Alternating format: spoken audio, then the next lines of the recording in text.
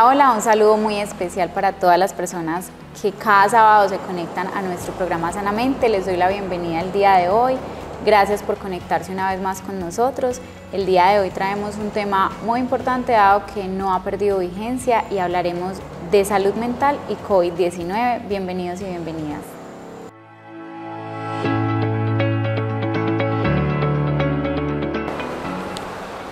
Para nuestro programa del día de hoy, nuestra invitada especial es la auxiliar de enfermería Caterine Cifuentes, quien se encuentra a cargo del apoyo del área de salud de nuestro municipio.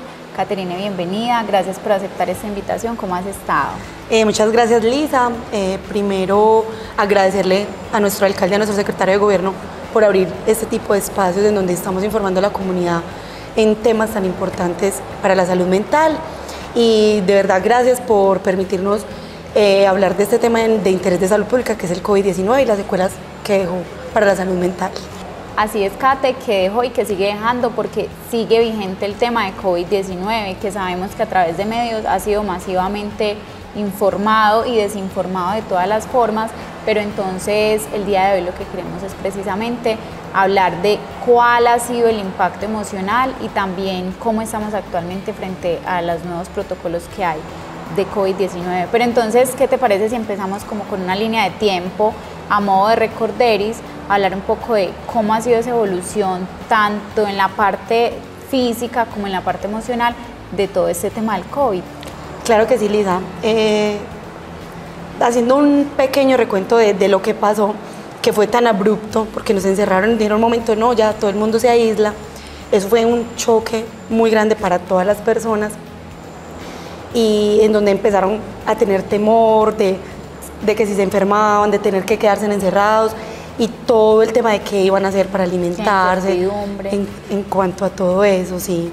Entonces, bueno, ahí estamos hablando de un primer choque al momento de anunciar la pandemia, ¿cierto? Entonces es lo que tú dices, el encierro.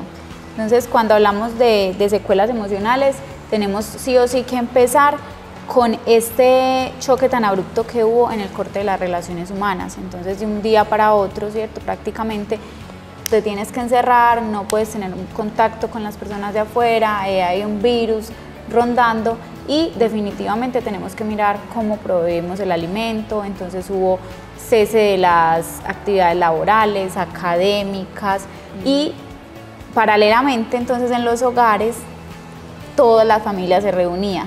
Y eso trajo también otras cosas, por ejemplo, el aumento de la violencia intrafamiliar, el aumento entonces del maltrato infantil, el aumento de las ideas depresivas, ansiosas y también de los suicidios. Mira que entonces acá tenemos ya suficiente material para hablar de cómo ha sido ese impacto desde que empezó la pandemia y que persiste ahora, ¿cierto? Hablándolo desde lo físico, en el cambio de la rutina, se incorporó entonces lavado continuo de manos y la gente tenía que estar.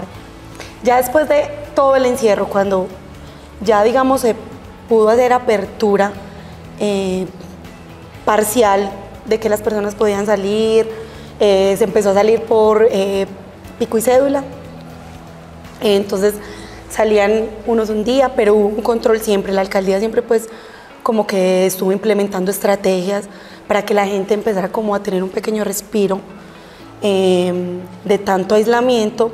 Se implementó lo del pico y cédula, se empezó a dejar a salir por género, los días, por unos días podía salir los hombres y otro día podían salir las mujeres para que hicieran deporte, y creo que todas esas estrategias empezaron como a darle un respiro a la gente para poder tener un poquito más tranquilidad, porque realmente se vio que la salud mental tuvo mucha afectación por ese aislamiento y ese encierro.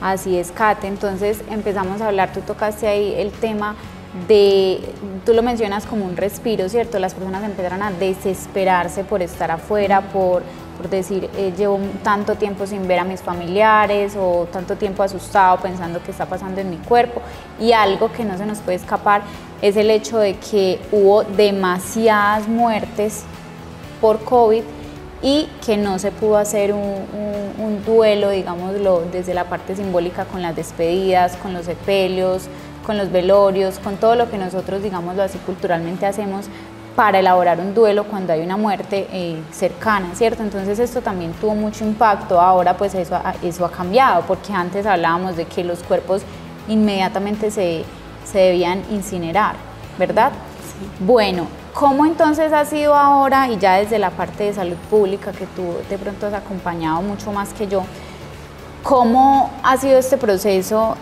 de implementación de las estrategias de vacunación? Y háblanos un poco también de estas estrategias ahora de las tomas o pruebas rápidas que se implementaron, cómo se inició este proceso en el municipio, cómo fue asimilado por la comunidad, el tema también de vacunas. Claro que sí, Lisa, mira, pero antes de explicar lo de la vacunación, lo que estabas diciendo de las muertes que hubo, como fue un virus que llegó y realmente cambió toda la realidad de nosotros, no teníamos como un conocimiento previo, apenas estaba dando como a conocer qué tipo de virus era, qué era, cómo afectaba pues en la salud. Hubo mucha incertidumbre y eso hizo que también las personas tuvieran como ese miedo a la enfermedad. Entonces, cuando ya se empezó a implementar la vacunación, las personas también decían, pero tan rápido van a empezar a vacunar, se creó tan rápido una vacuna. Entonces, iniciar el plan de vacunación fue un poco, digamos, difícil por esa incertidumbre y desconocimiento. Entonces, ya, digamos, otra vez se tuvo que empezar a implementar nuevas estrategias, dar a conocer que el coronavirus no era nuevo, sino que ya habían otras formas de coronavirus, sino que este mutó y de una manera muy agresiva y que afectó ya para convertir no en endemia, sino en pandemia. Kate, y acabas de tocar algo muy importante que por supuesto no se nos podía escapar, y es que tuvimos también una, no sé, llamémoslo pandemia digital. ¿En qué sentido? Tuvimos una infoxicación digital. Entonces las personas estaban intoxicadas de información, ¿cierto? En unas partes información falsa sobre el curso, origen, pronóstico, tratamiento del virus, en otras partes información o intoxicación digital, que aquí la acabamos de nombrar como infoxicación digital, donde entonces se hablaba de modos de contagio, pronósticos que eran irreales, ¿cierto? Y esto hace que se complemente lo que tú dices, hay un desconocimiento y un temor continuo asociado al desconocimiento global que teníamos de pronto de cómo iba a ser el curso de esta situación, pero también las personas entonces a nivel emocional empezaron a presentar síntomas de ansiedad y depresión por esa misma incertidumbre de qué va a pasar, me están mintiendo los medios, me está mintiendo el personal de salud, ¿cierto? Tuvimos también entonces esta ola de que se hablaba de que el área de la salud o los servicios sanitarios estaban recibiendo remuneración por atenciones a personas con COVID, o sea, casi como que fuese entonces un tema más de negocio, ¿cierto? Y toda esta cantidad de desinformación hace que las personas entonces tengan muchísimo más temor a poder adaptarse y acercarse a información real sobre lo que estamos hablando. Entonces es muy importante porque precisamente estos medios son muy útiles, pero a la vez tienen ese componente de doble filo, que pueden, donde se busca información real y acertada, generar muy buen recibimiento para el público y llegar a él de forma muy adecuada, pero también los medios que son usados para desinformar lo que hacen es precisamente entonces llenar a la gente de miedo, de dudas, de noticias falsas, y esto también tuvo que ver con todo este proceso que tú dices de la vacunación. Sí, Lisa, en cuanto a lo que estás diciendo, dentro del plan de vacunación, ya que cada municipio lo tenía pues como que implementar, una parte del plan que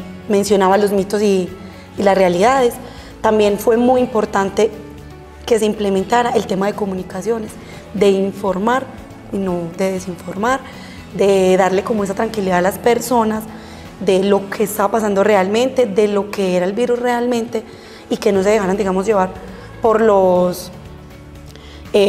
por esa infoxicación digital. Por esa infoxicación, eso que estás diciendo, porque realmente, que hubo un estudio en no sé qué país sobre que el coronavirus, entonces esa parte del plan fue muy importante para empezar a educar a la gente, sensibilizar e informar de lo que realmente estaba pasando con el virus. Y eso pues ayudó mucho a darle tranquilidad a las personas. Entonces el plan de vacunación, en el momento en que se implementó, ya empezó pues a dar un resultado, la gente empezó pues como a cogerlo, por ese tema de comunicaciones, en donde se empezó a informar, se le empezó a decir a la gente que realmente la vacuna era lo que iba a evitar que hubieran tantas muertes y poder salvar a las personas que desarrollaban la enfermedad de manera grave y poder de cierta manera, digamos, que la gente, que aunque hubo personas que no pudieron acceder a la vacunación, darle como esa tranquilidad a las familias, que lo que se venía era mucho mejor pues como de lo que había pasado. Es decir, que entonces ya se convirtió eso en un tema de interés por el bienestar colectivo, ¿sí? Ya las personas empezaron a pensar un poco menos desde la individualidad de su ser, a pensar un poco más en mis familiares. Bueno, yo vivo y de hecho lo vemos todavía, ¿sí? Las personas siempre piensan, yo vivo con mis abuelos, vivo ya con personas mayores, tengo niños en la casa, por ejemplo, todos se vacunaron y yo debo tener esa responsabilidad colectiva de disminución del riesgo, porque uno de los mitos que se han derribado ahora es de que la vacunación lo que busca es eliminar el virus, ¿cierto? Y no es para nada eso, es la disminución del riesgo, la disminución de las secuelas graves en caso de adquirir el virus, y es entonces demostrar que aunque al principio todo era muy incierto porque estábamos hablando de algo que no sabíamos cómo de pronto se iba a afrontar, también hay algo muy real que tú decías, es un virus que no es nuevo, ¿sí? Solamente que no teníamos un conocimiento global como en este momento de que es una cepa que ha mutado y que quizás seguirá mutando y que sus consecuencias probablemente con la vacuna y con los avances que se sigan teniendo van a ser cada vez menos mortales. Por eso es muy importante tener en cuenta que por la pandemia y antes de la pandemia han habido otras enfermedades, han habido más pandemias y han salido enfermedades como lo fue la varicela, donde ya todos desde niños, por ejemplo, nos hemos tenido que vacunar de varicela y también hubo esa incertidumbre de la vacuna, pero mira, ya ahora se ha demostrado que el vacunarse disminuye el riesgo de la enfermedad, de que de una forma más grave. Por eso la invitación es a que se sigan vacunando, que aunque ya se completó el esquema de vacunación, ya vienen otros refuerzos, que la gente dice, no, yo no me quiero vacunar, es que yo ya tengo mi esquema. No, hay personas que siguen desarrollando la enfermedad de una manera muy grave y debemos pensar de una manera colectiva, de que vacunándome con el refuerzo estamos evitando que se siga propagando la enfermedad. También, Lisa, es muy importante mencionar que el autocuidado es una de las formas de prevención, no solo del COVID, sino de otras enfermedades. Entonces, resaltando el autocuidado, debemos, digamos, tener en cuenta siempre lo que es el lavado de manos, el uso del tapabocas y el aislamiento. Con esas tres medidas no solamente estamos preveniendo el COVID, sino otras enfermedades. Por eso es importante que lo sigamos implementando. El uso del tapabocas es recomendable en espacios cerrados y cuando vayamos, digamos, en transportes públicos, y es prescindible usarlo cuando estemos con personas mayores de 65, o sea, con los abuelos, cuando estemos en un centro de salud, para que lo tengamos en cuenta y así vamos a seguir previniendo que el virus se propague. Cuando tú hablas de aislamiento, ¿te refieres entonces a cuando las personas tengan algún tipo de sintomatología o cuando se hayan realizado las pruebas? Este tipo de aislamiento, ¿a qué hace alusión en este caso? Porque ya no estamos hablando entonces del aislamiento que mencionábamos al principio de los días de encierro, ¿cierto? Sino de otro tipo de aislamiento. Sí, es el aislamiento preventivo, ya que, por ejemplo, si dentro de los nuevos lineamientos salió que ya no está tanto realizarse la prueba, ¿cierto? Solamente se le va a realizar la prueba a personas mayores de 65, niños menores de 5 años o personas con comorbilidades. Entonces, si yo soy una persona sana y, digamos, desarrollo síntomas, solamente con 7 días de aislamiento para, digamos, no propagar ni contagiar, o sea, a demás personas. Como el periodo de contagio, por decirlo, sí. Para personas sintomáticas, 7 días. Si digamos tuve contacto estrecho con alguien que salió positivo, con el tapabocas, debo ser responsable y utilizar el tapabocas si voy a estar con personas. Independientemente de que estén en espacios abiertos o cerrados. Sí, se debe utilizar porque ya hubo un contacto, aunque no desarrollé síntomas, tuve ese contacto con la persona positiva. Y la persona que esté con síntomas positiva, pues obviamente guarda el aislamiento 7 días y ya ahí sí puede salir. También si tiene aún síntomas, debe salir con el tapabocas. Es como seguir teniendo esa responsabilidad. Si de pronto desarrollo síntomas y no me mandan la prueba, porque dentro de los lineamientos está que, como lo mencioné antes, si soy una persona sana, no me van a realizar la prueba, yo muy responsablemente me voy a aislar esos 7 días. Igual debemos consultar a nuestra EPS y que sea un médico quien nos dictamine si debo realizarme la prueba o no. Ellos son los que van a dar digamos, la directriz de si usted se realiza prueba o no. Entonces la invitación también es a que si desarrollamos síntomas, nos dirijamos a zona COVID o le hablemos a nuestra EPS para ver qué direcciones nos dan.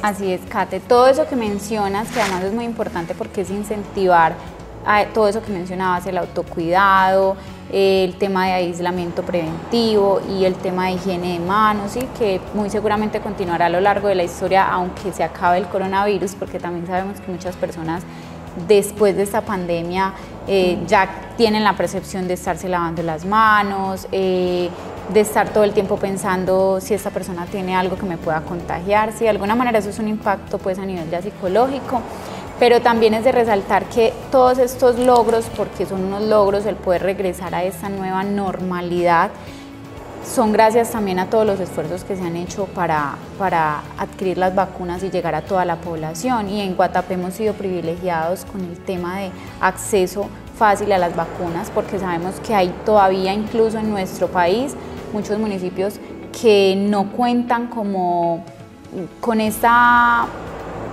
caracterización de la población, de cuántos hay vacunados, de cuántos faltan, de qué acceso tienen las personas a las vacunas. De hecho, tampoco tienen la oportunidad de hablar ampliamente sobre el tema de vacunación, de tener esta concientización sobre el tema, y por eso todavía hay muchos temores respecto al mismo, y son municipios que todavía no han podido cumplir con esta meta del no uso obligatorio de tapabocas en espacios abiertos porque no tienen el suficiente porcentaje de población vacunada por todos esos motivos, también hablando desde el desconocimiento. Para Guatapé ha sido fácil el acceso y hemos tenido un gran apoyo de la Gobernación de Antioquia para tener disponibilidad de vacunas. Sí, pues para el municipio de Guatapé, digamos que ha sido fundamental el trabajo que se desarrolló en articulación tanto con la alcaldía como con el hospital, que aunque no había demasiado personal, digamos que se desarrolló de una manera muy ágil, porque en muy poco tiempo se logró obtener como esa inmunidad de rebaño, en donde ya más del 80% de la población se logró vacunar con esquema completo, y por eso se permitió ya quitarnos el tapabocas. El equipo de vacunación hizo un trabajo impecable, tanto como les decía del hospital y de la alcaldía, porque el hospital pues ellos desarrollaron pues toda la ruta de vacunación para COVID-19, y ya desde la alcaldía se hacían los reportes respectivos de toda la información que el hospital enviaba. Entonces eso hizo que se diera muy buen resultado, pero hay que resaltar mucho es el trabajo en equipo. ¿Y cómo fue la afluencia de la población guatapense al llamado a vacunarse? Tú mencionabas ahorita un 80% de la población, eso habla de muchísimo más de la mitad de nuestros habitantes. Es decir, que entonces en Guatapé la gente sí se animaba a vacunarse, sí asistía, o cómo fue ese proceso, o fue, digamos, ahora último, o desde el inicio de que llegaron las vacunas las personas acudían responsablemente. Al principio, Lisa, dentro de las directrices de los lineamientos del plan de vacunación, se debía socializar con, digamos, algunas entidades. Fuimos a la cooperativa, lo socializamos. Tenían muchísimas dudas de la comunidad. Al principio tenía muchísimas dudas, que una vacuna no se podía desarrollar tan rápido, que quién sabe qué era lo que nos iban a inyectar, pero entonces, como les dije, el tema de comunicación fue también fundamental para sensibilizar y educar de que la vacuna sí era efectiva. Cuando se empezó con las personas mayores, ¿cierto? Tuvo muy buena acogida. nuestros adultos mayores se vacunaron muy juiciosos y a partir de ahí, como sabes, la vacunación se hizo por quinquenios, por etapas y por quinquenios. Se empezó a ver la disminución de los contagios, ¿cierto? Entonces eso hizo que la gente empezara a ir a vacunarse muy juiciosos. Se vacunaron muy juiciosos hasta esquema de vacunación completo. Esquema de vacunación completo es que si me puse sea Sinovac, Pfizer, AstraZeneca, que son de 2 dosis, si me puse esas 2 es un esquema de vacunación completo. Janssen sabemos que es una. Pero las personas creen que con eso ya están inmunizados y no. Como les decía ahora, la enfermedad sigue presentándose y entre más personas contagiadas sigan habiendo, el virus se va a seguir propagando y puede seguir mutando. Entonces, la invitación que les queremos hacer hoy desde el hospital, desde la alcaldía, es que sigan asistiendo a vacunarse, a ponerse en los refuerzos. Y fundamental es para cuidar a las personas que tienen comorbilidades, que tienen enfermedades graves, a nuestros adultos mayores, porque ellos son los que están de manera más vulnerable, los niños también. Entonces no es solo, ay, que es que me duele, que es que me enfermo, es pensar colectivamente de que si yo me cuido, estamos cuidando a los demás.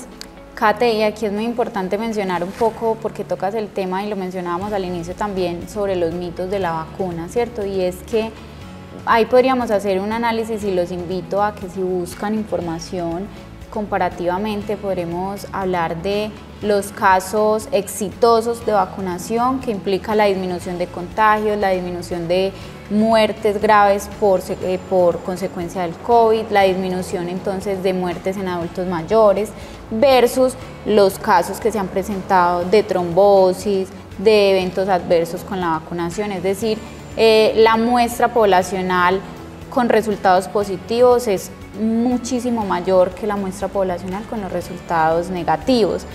Eso por un lado, también el lado de ver ahora hasta donde hemos llegado, ¿cierto? 2 años después de estar encerrados completamente con tapabocas, sin poder salir a nuestras labores o actividades cotidianas, podemos ver ahora los resultados de estar ahora saliendo un poco más, de tener un poco más de contacto con las personas. Ya vemos que se realizan actividades en espacios abiertos con multitudes de personas, conciertos, apertura de discotecas, restaurantes. Entonces no podemos tampoco satanizar la vacunación sin tener una claridad objetiva de los resultados exitosos y positivos versus los negativos que también pasan, porque sabemos que los ha habido, ¿sí? Pero es entonces mirar y evaluar objetivamente cuáles han sido los que realmente han demostrado la efectividad de las vacunas, que es en su mayoría los resultados positivos. Lisa, en cuanto a lo que estás mencionando de lo negativo y positivo, cabe mencionar que el nivel de ocupación de las salas UCI ha disminuido, porque muchas de por ejemplo, cuando salían las noticias, ay, es que nos van a tener que volver a encerrar, que porque no hay capacidad, ¿cierto?, de ocupación. Es porque la gente pensaba que estaba lleno solamente de COVID-19 y no, hay que recordar que la gente también se accidenta, hay otras enfermedades también de manera grave que digamos resultan en algún momento, entonces eso hacía que la capacidad aumentara y como hubo ese tiempo en donde hubo tanto contagio, se llenaban, entonces nos pedían aislarlo para que el virus no se siguiera propagando y ellos pudieran, digamos, darle la atención a toda la gente como se debía. También de lo positivo, Lisa, fue que se empezó a ver esa reducción con la vacunación. Semana tras semana se veía que los contagios disminuían porque hubo momentos en donde salían 10 positivos al día, 12 positivos al día y el trabajo se llamaba el positivo, luego realizar el cerco, entonces realmente el trabajo fue muy arduo y fue muy notorio la reducción de esa cadena de contagio. También lo vimos con la realización de las pruebas. Hay algo que se llama estrategia PRAS, donde con las EAPB, que son, por ejemplo, Sabia Salud, Sura, todas las personas que tuvieran afiliación a una seguridad social podían, digamos, acceder a esta estrategia que se realiza cada mes. Pruebas rápidas. Son pruebas rápidas y pruebas PCR. Ahí hay una diferencia. La prueba PCR, digamos que es para personas que, digamos, no han tenido síntomas y poder detectar que el virus, digamos, está en el cuerpo. Y el antígeno es una prueba rápida, pero para personas con síntomas. Entonces ahí se hace esa diferencia. Por eso el día, cuando las personas, digamos, llegan a la estrategia, uno les hace una pregunta, uno llena unos formatos y un consentimiento. En esta estrategia pudimos ver la reducción. En enero tuvimos 49 casos positivos, pero porque veníamos de las festividades de diciembre, ¿cierto? Obviamente la gente salió, no se cuidó. Tampoco había tanta afluencia de la gente a vacunarse. Ahí la gente, cabe resaltar eso, y es que se hizo vacunación todo el mes de diciembre y realmente se vio que la gente no estaba, digamos, como acudiendo a esa vacunación. Con PRAS, entonces en diciembre hubo 49 casos positivos, pero ya en febrero no tuvimos ningún caso, en marzo tampoco, y en lo que va corrido de abril, hasta el momento no hemos tenido, digamos, ningún caso positivo, pero también le hacemos la invitación, y es que acudan si tienen síntomas, si son niños menores y tienen síntomas, si tienen comorbilidades, también es importante que asistan a la estrategia, y si son mayores de 65, también vayan, porque ahora la gente está pensando, no tengo síntomas, eso es una gripita, o sea, se nos olvida que el COVID está, que él no se ha erradicado por completo, y que realmente erradicarlo va a ser un poco difícil. Por eso se sigue implementando la vacunación. Entonces la invitación es para que asistan a la estrategia PRAS, que se hace cada mes. A través de las redes sociales se hace, digamos, la invitación a través de una CAR, para que las personas asistan. Kate, y también muy, muy importante, ya que estamos invitando al autocuidado y a que las personas entonces piensen y acudan a todos estos servicios que estamos mencionando, que precisamente tampoco descuidemos nuestra salud mental, ¿sí? El tema emocional tampoco se ha acabado, de hecho es la nueva pandemia, ¿sí? El tema de las emociones, el tema de reconocer que a veces la crisis es normal y las reacciones que tenemos es normal, pero cuando sobrepasan nuestra capacidad personal de respuesta es muy importante y muy válido buscar ayuda, ¿sí? Hemos estado trabajando también arduamente, así como lo hablamos del reconocimiento de síntomas de COVID, también del reconocimiento de síntomas emocionales que nos puedan llevar o nos puedan poner en peligro nuestra vida o la vida de otras personas. Entonces precisamente hablamos del COVID-19 y salud mental, porque también sabemos que el COVID-19 ha dejado secuelas también en el estado emocional de las personas, ya sea por lo que mencionamos al principio, el encierro, el temor a la vacunación, la pérdida de seres queridos, el cambio de rutina, quizás el ingreso a la virtualidad, que eso es otro tema con suficiente tela para cortar en otro programa. Todos estos, tanto las nuevas normatividades como los nuevos estilos de vida han afectado la salud mental de las personas. Entonces, la invitación también es a que cuando tengamos síntomas o necesitemos hablar con alguien, buscar ayuda profesional, no nos dé miedo. Ahora el estigma, así como el COVID, cuando al principio era estigmatizado, el primer contagiado, usted me contagió, usted fue el que trajo, así mismo es el tema de salud mental, ¿cierto? No se habla de depresión, no se habla de emociones, no se habla de las secuelas que también ha dejado el COVID a nivel emocional en las personas. Entonces yo los invito y las invito para que no nos dé pena buscar ayuda. Las oficinas en Secretaría de Gobierno estamos disponibles a atenderlos, en el hospital a través de las EPS. También quiero dejarles aquí la línea de Salud para el Alma, que aparece en pantalla en este momento. La idea es que ustedes la tengan ahí y en cualquier momento recurran a ella. Esta línea atiende 24/7 por psicólogos, psiquiatras, que están todo el tiempo pendientes de estas crisis que podamos manejar y por qué no salvar una vida. Entonces tenemos muchos mecanismos para apoyarnos y buscar ayuda, teniendo en cuenta el tema de salud mental tan importante hoy por hoy. Y también las recomendaciones que nos acabas de dar, que son como la invitación a las personas a que nos sigamos cuidando y pensemos en el bienestar de todos. Ya la pandemia también nos dejó como mensaje que muchas veces, siendo egoístas, no pensamos en los demás, pero ahora vimos cómo si yo me cuido puedo cuidar a otros y cómo colectivamente podemos cambiar el destino, el curso de una historia que nos ha cambiado la vida, ¿cierto? Kate, voy a invitar entonces a las personas a que vean nuestra cápsula mental del día de hoy.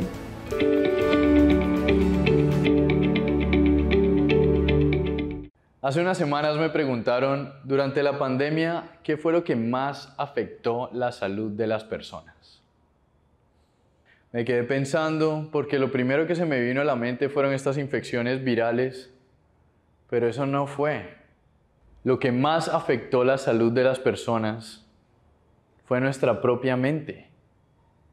Y sí, hay cifras de que aumentó la depresión, aumentó la ansiedad, aumentó el estrés y aumentó el insomnio.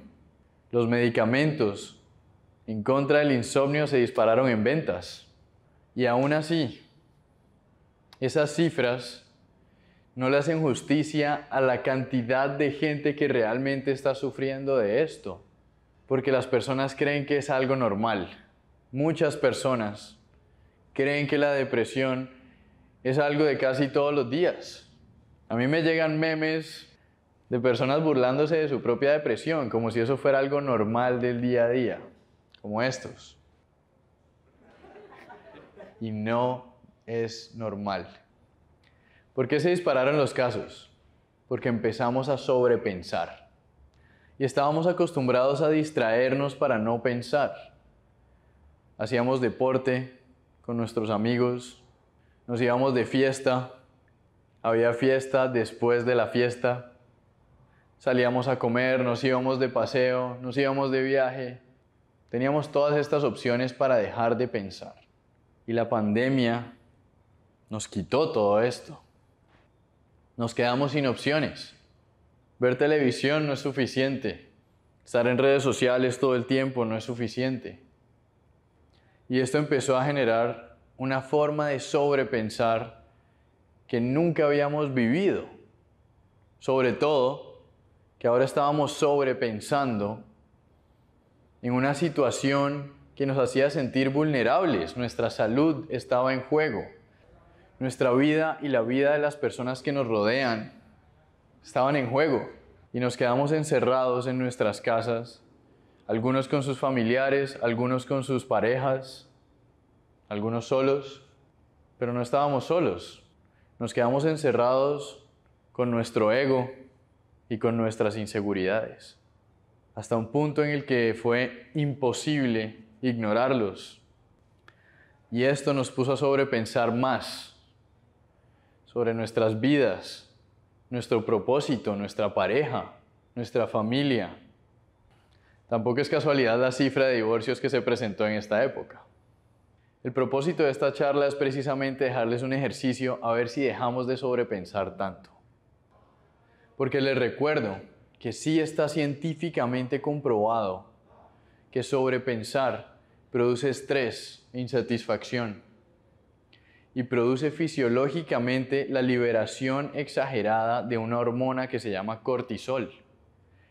Esta hormona, que sí está directamente relacionada con el estrés, nos puede causar problemas digestivos, problemas cardíacos, puede elevar nuestra presión arterial y afecta a nuestro sistema inmunitario.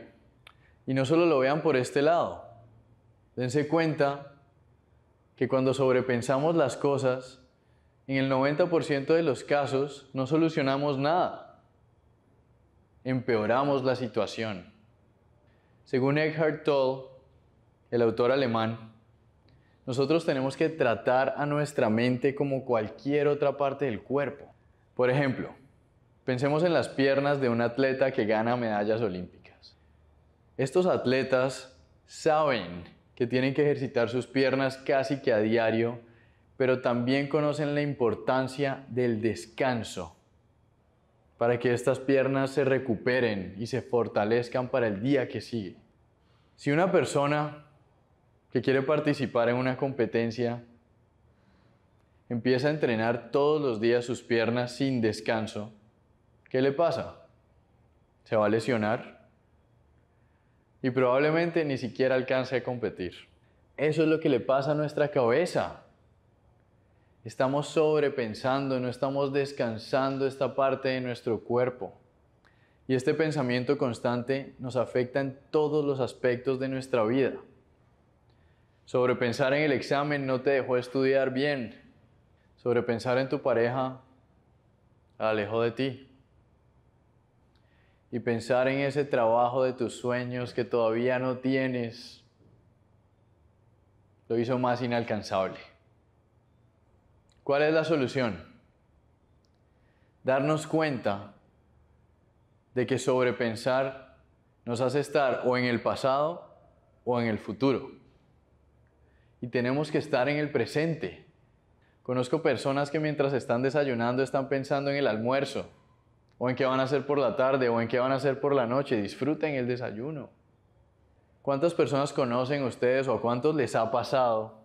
Porque a mí también me ha pasado, que nos hemos puesto a pensar y pensar en la ducha mientras nos bañamos, sobre el pasado, sobre el futuro, sobre esa discusión que tuvimos hace un mes en donde dijimos esto y nos hubiera gustado decir esta cosa mucho más interesante.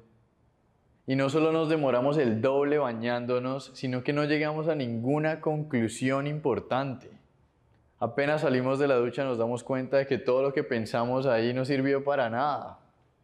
Como lo mencionaba ahora, una de las pocas herramientas que tenemos para superar este problema es aprender a estar aquí, a vivir el presente. Volviendo al ejemplo de la ducha, en lugar de pensar en el pasado o en el futuro, vivamos ese presente, disfrutémoslo. Disfrutemos el agua que nos cae en el cuerpo, disfrutemos el olor del jabón, cómo nos masajeamos la cabeza con el shampoo. Estemos ahí. Y no solo nos vamos a demorar menos bañándonos, sino que nos vamos a sentir mejor. Esto es un hábito que tenemos que empezar a repetir con todas las cosas simples de la vida. Y el cerebro se va a ir acostumbrando a esto, así como ya se acostumbró a sobrepensar todo. Así que empecemos a acostumbrarnos a dejar de vivir en el pasado o en el futuro. Vivamos en el presente, que en últimas es lo único que tenemos. Gracias. Bueno, esperamos que les haya gustado nuestra cápsula mental del día de hoy. Este programa tuvo como intención hacer un recuento entonces de todo lo que ha pasado históricamente y eventualmente desde el inicio de la pandemia en temas físicos y en temas emocionales, específicamente también en nuestro municipio con el tema del COVID, y que sigue pasando porque no debemos bajar la guardia frente al tema. Todo el tema relacionado con aparición de síntomas continúa, ¿cierto? Con contagios. También entonces el tema de aumento de eventos en salud mental, es muy importante también tener en cuenta esto. Y bueno, Kate, yo creo que de esta manera pudimos contarle un poco más a la gente a través de esa línea de tiempo cómo fue todo el proceso desde el inicio hasta lo que tenemos ahora, hablando de COVID, vacunación y salud mental en el municipio. Lisa, sí, es muy importante aclararles que lo que queríamos compartirles el día de hoy es que dejemos el miedo y desmitifiquemos que ir o acudir al psicólogo es algo malo o por pena o porque es que no, yo solito me recupero.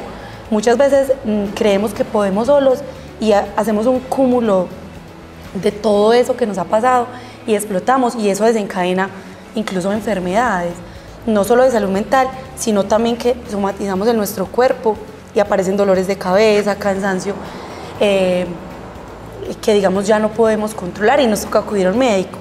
Entonces, muy importante que tengan claro eso. Nosotros estamos ahí para atenderlos, para ayudarlos. Entonces esa es la invitación. Bueno, y también recordarle a la comunidad que la oficina de salud, nuestra oficina de salud se trasladó, sí, ya nos desplazamos hacia el segundo piso donde antes funcionaba la inspección municipal. Entonces bienvenidos y bienvenidas allí. Tenemos a nuestra enfermera jefe Yasmín, a nuestra auxiliar de enfermería Caterina y por supuesto estoy yo, Lisa, como psicóloga acompañándolos. Allí atendemos de lunes a viernes de 8 de la mañana a 6 de la tarde. Nuestras oficinas están abiertas para ustedes, para que lleguen con sus dudas, con sus preguntas sobre el tema de vacunación, sobre el tema de COVID, pruebas PRAS, todo lo relacionado con salud, salud mental. Por allá estaremos muy dispuestas a atender sus necesidades y que sepan que somos una administración cercana a ustedes. Entonces, Kate, yo creo que la invitación también del autocuidado y de asistir a las jornadas es latente. Quiero agradecerte por haber estado en nuestro programa. que le digamos a las personas la disponibilidad de días, de que estén pendientes de las publicaciones que hacemos. Sí, gracias Lisa, nuevamente por la invitación, por permitir mostrarle a la comunidad cómo estamos en esos avances de COVID, de vacunación.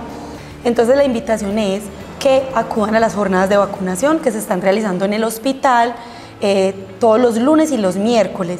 Y la información previa a la vacunación se publica un día antes en redes sociales, en Instagram, en Facebook, por la emisora también se está pasando la información, entonces para que estén pendientes, que sigamos vacunándonos, poniéndonos esos refuerzos, que ya tenemos la primera y la segunda dosis, sigamos poniéndonos refuerzos para que nos cuidemos todos juntos, colectivamente. Así es, Kate, muchas gracias a todas las personas que se conectaron hasta el final de nuestro programa, una vez más llegando a ustedes con temáticas de interés en salud mental, bienestar físico y emocional. Agradecer a nuestro alcalde Juan Sebastián Pérez Flores y a nuestro secretario de Gobierno David Esteban Franco Vallejo por permitirnos llegar a toda la comunidad con estos espacios, por supuesto también a nuestro equipo de comunicaciones y a nuestro canal comunitario Corpagua TV que llega a ustedes también a través de sus hogares. Muchas gracias y esperamos vernos en una próxima ocasión con un tema muy importante en Sanamente.